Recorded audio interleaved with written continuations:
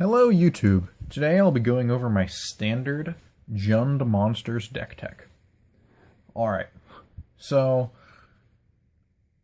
Red-Green Monsters has been putting up some records, and Jund has done a few here and there, but I really like Jund just because I get the removal package in addition to the Red-Green Monsters build. So it's been doing pretty well for me, and let's get this deck tech started. So we'll start out with the lands. For basics, we run 3 forests. We run 2 mountains.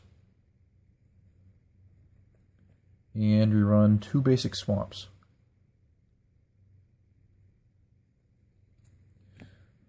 We run 4 Wooded Foothills. In case you don't know what it does. Let me get the glare out of here. There we go. Pay a life and search for a mountain or forest card and put it into play. And we run 4 Bloodstained Mire. You guys might be thinking 8 fetch lands, that's a ton, but I'll get to later in the video why I run the full 8 and I think 8 is really good. So Mire is just like Foothills except it gets a swamp or a mountain instead of a forest or mountain. Then we run 4 Llanowar Wastes. In case you don't know what that does, makes a colorless mana, or you can tap it to deal a damage to you. And make it green or black. Sorry. 2 Temple of Abandon, the red-green Scryland. 2 Temple of Malice, the red-black Scryland. And then 1 Urborg Tomb of Yawgmoth. This just, if you draw it, it's almost like Swamp number 3. There we go, it'll focus. And it'll just make your casting cost for double black things a lot easier. And then you don't need to fetch up swamps. The only reason I don't run any of the green-black Scryland is,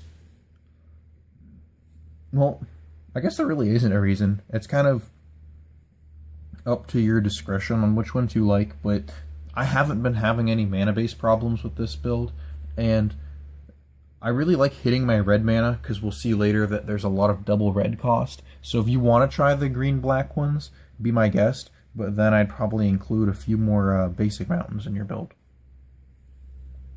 So now for mana creatures, we run 4 Elvish Mystic. Just getting a turn ahead in the early game can be really important. 4 Sylvan Caryatid. Same idea as Elvish Mystic, but it can also be used as a pretty good blocker, and it helps us hit all of our mana pretty well. I run 4 Courser of Kruphix. So this card is what really makes the fetch lands shine, because in addition to you letting you get the lands off the top of your deck so you don't draw them, you can see if you have a bad draw coming up, so you can save your fetches and then crack them to get rid of your bad draws. And in addition to that, if you have multiple coursers out, you can actually have a fetch land end up gaining you 3 life or something like that. So coursers and fetch lands go together really well, like peanut butter and jelly. Courser fetch land sandwich. Now we'll get into our big creatures. I run 3 Polukranos, the World Eater. So this card is amazing versus any aggro deck. The Monstrify X will just pick off all of their guys and it'll just single-handedly win you the game. Trying to get it to focus, sorry guys. There we go, it should focus down there. Hopefully. Alright, there we go. And then even against like any deck, it's just a huge threat. A 4-mana 5/5 that can get bigger and just fight one of their guys. And then if I have Xenagos in play, it can just get tons of mana to just even pick off a big creature. This thing's really good. The only reason I don't run 4 is because it's legendary. And later you'll see that I have Whip in here, and the legendary doesn't mesh too well with that, so I've tried replacing one with the next card, we'll see. And it's been working out fairly well. Although if you want to run 4, then be my guest, because it's a very strong card, and running 4 is probably still a great idea. If I had Nykthos in here, like just a red-green devotion build, then 4 would definitely be the right play to get the green devotion. But this is Jund Monsters. So the last replacement was Ashcloud Phoenix. So this card has actually been spectacular, but I think 1 is the perfect number. Focus, please. Alright, so the reason I really like Ashcloud Phoenix is because it almost always trades 2 for 1. It can kill Stormbreath Dragon, it can block Sarkhan, and then it'll just come back and do it again. But you never want 2, because you'll never be able to pay both morph costs. You'll just 1 is enough, and sometimes that's even too much. But and then against aggressive decks, blocking 1 creature, killing it, and then morphing down to just block something again the next turn. You don't even morph it back over and just 2 for 1-ing. And it's a flyer, so then you can just swing in the air against a lot of decks that don't have any flying blockers. So this card has really overperformed for me. Next is 2 Reaper of the Wild.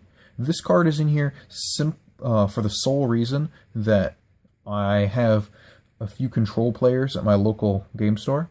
And this card is really good versus control because it can gain hexproof.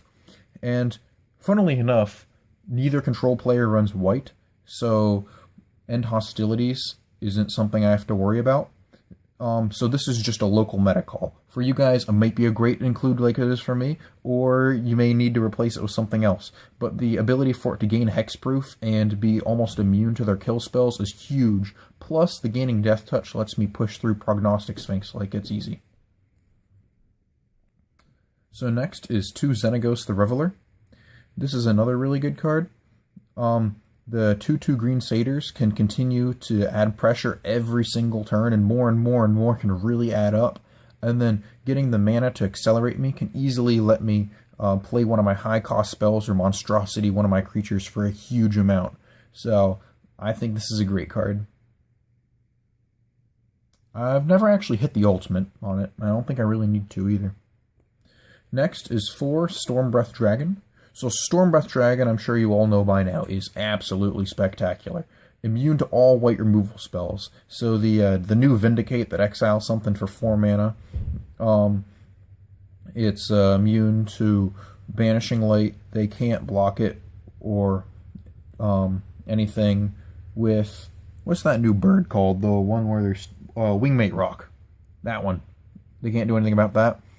And it'll just bash in for 4 the turn it comes in, punishes control decks, flies over aggro decks, just a spectacular card and auto-include. Alright, so next thing might be a little bit surprising. 4 Sarkhan the Dragonspeaker. Yes, 4. Originally I was only running 2, but 2 just seemed like too little. Every time I saw this card, it was just amazing. It comes in, and worst case scenario, destroy target creature, I gain, on average, 4 life for 5 mana. I mean, that's fine, as long as I'm keeping the advantage, like beating my opponent in with a Polukranos, and I'm destroying a creature, gaining 5 life in the form that they're attacking Sarkhan for that much. That's awesome. Or it could be Stormbreath Dragons 5 through 8, and just come in and smash them right in the face for 4 damage, and they still have to deal with it. And then I can do shenanigans like have one Sarkhan that's at 3, minus it, kill it, and then play another one, and still attack on the same turn. This card is the nuts. It is so good. The ultimate, I have to admit, is garbage. But you never have to use the ultimate, because the +1 and -3 are amazing. Alright, so next is another one of Garruk Apex Predator. This is another meta call, but my meta game is, how do I want to phrase it? I guess more on the slow side. There's a few aggro decks, but we have sideboard for that, and our creatures are so big that those are not even a problem, really. So this just comes in, +1, destroy target Sarkhan, destroy target Liliana, destroy target Xenagos, destroy target Nissa. It's fantastic. And if they don't have any of those, destroy target creature. Sure, you have a Stormbreath Dragon? No, you don't. It just comes in, blows something up. And let's say there's an empty board. Nothing. You're already ahead. Every turn you're getting a 3/3 beast with Death Touch. They cannot come back from that. The ultimate on this guy, once again, doesn't matter because his pluses and his -3 are so good. This will just close the game the turn it comes down. And you might be saying, but it's 7 mana, that is so much, Zacharoni and cheese. You're never going to get there. But actually, you do. Because with all of the Sylvan Caryatids and the Elvish Mystics and Xenagos +1, and just how long the game grinds. Because, I mean, you just smash and face, and they have to deal with your threats. And a lot of the times after dealing with your threats, you're whittling them down, but the game really is going a long time. So you will hit the 7 mana, especially with your Coursers giving you the extra chance to get mana. So next is 1 Whip of Erebos. This is something that'll just hose an aggro deck. You play this card, they lose. It basically says, destroy target aggro deck. Gives everything you have lifelink. With Sorens, Stormbreaths, Polukranos, you're gaining so much life, they can't even do anything about it. And if they destroy every creature you play, guess what? Tap 4, you get it back, you're still gaining life. It's so good. So, I never want to draw a second one, and that's why I just have 1, and it's only really good in the aggro matchup. It's okay in control, and in the mid-range, generally I'm casting creatures, don't have to have time to get them back from my graveyard. And it has kind of anti-synergy with another card next to the deck, so that's why there's only 1 of them, but when you get this one, it's so good. Next is the 4 Heroes Downfall. You're playing black, you play Heroes Downfall. There's no question about it. It's just so much value. Destroy basically anything that can be a threat to you for 3 mana. It's absurd. Target creature or planeswalker. You gotta love Heroes Downfall. And lastly, but definitely not leastly, leastly, is that even a word? Murderous Cut. So this is what I was talking about, the anti-synergy with the whip. So, delve, destroy target creature. I'd say 99.9999, screw it, it's 100% of the time, all the time. Whenever you play this card, you're casting it for 1, with 8 fetch lands. And what I'm talking about, how you're constantly going through creature combat, this card you're always going to have stuff out of your graveyard to exile. So, for 1, destroy target creature, it's great. But it gets worse the more you play, because then the delves start to clash with each other, that the fact that you're running out of cards in your graveyard, so that's why I only play 2 in the main deck. So I never have that problem. Oh, and that was the anti-synergy with the whip, by the way, that if you need to, you might have to eat creatures out of your graveyard, but often you'll have enough lands and instants and whatever else that it doesn't matter. You can just exile other stuff. So that's the main deck. Now let's get to the sideboard.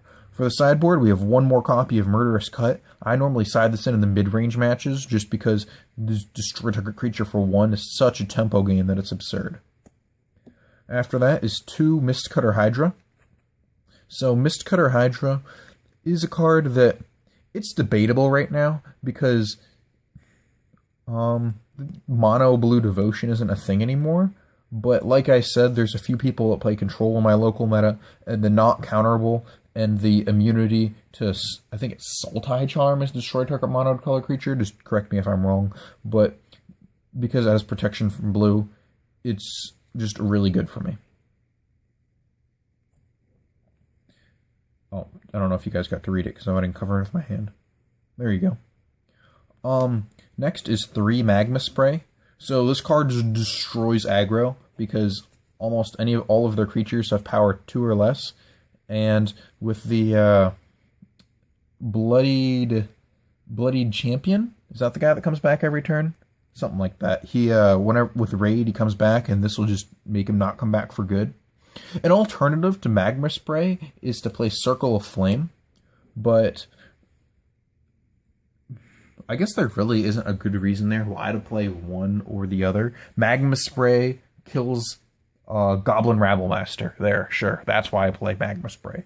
But if you want to play Circle of Flame, that'll kill the tokens from Rabblemaster, so that's a fine choice too. It's doesn't matter. If you like Magma Spray, play Magma Spray. If you like Circle of Flame, play that. Next is Dark Betrayal.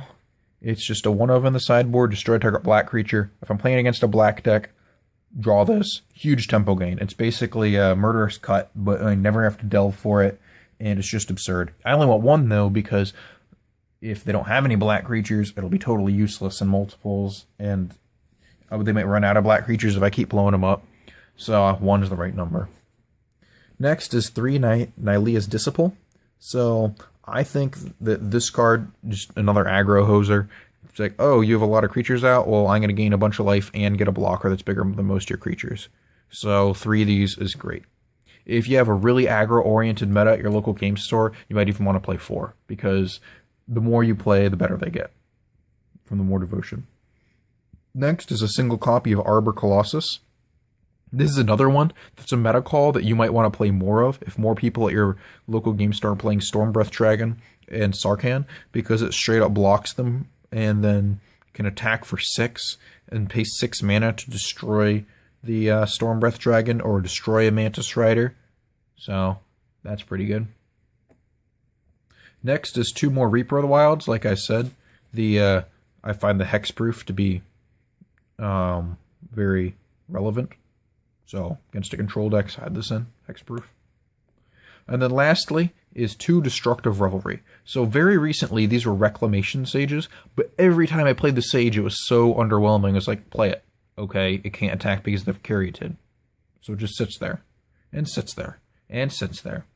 And it's worthless. So I tried replacing it with this. This is a mana cheaper, so it's easier to play on curve. And it has 2 damage, which that little bit of reach is equal to 1 Reclamation Sage attack. And I think that's totally worth it, because the Reclamation Sage probably isn't going to get more than 2 damage in over the course of the game anyway.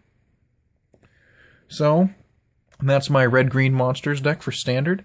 Jund monsters deck, excuse me. Jund monsters. If you have any comments or feedback, please leave them down below. And I will be happy to discuss my deck with you and hopefully improve upon it, because this is by no means perfect. The set is still rather new. So yeah, I will hopefully see you guys later. I hope you enjoyed the video. So, bye.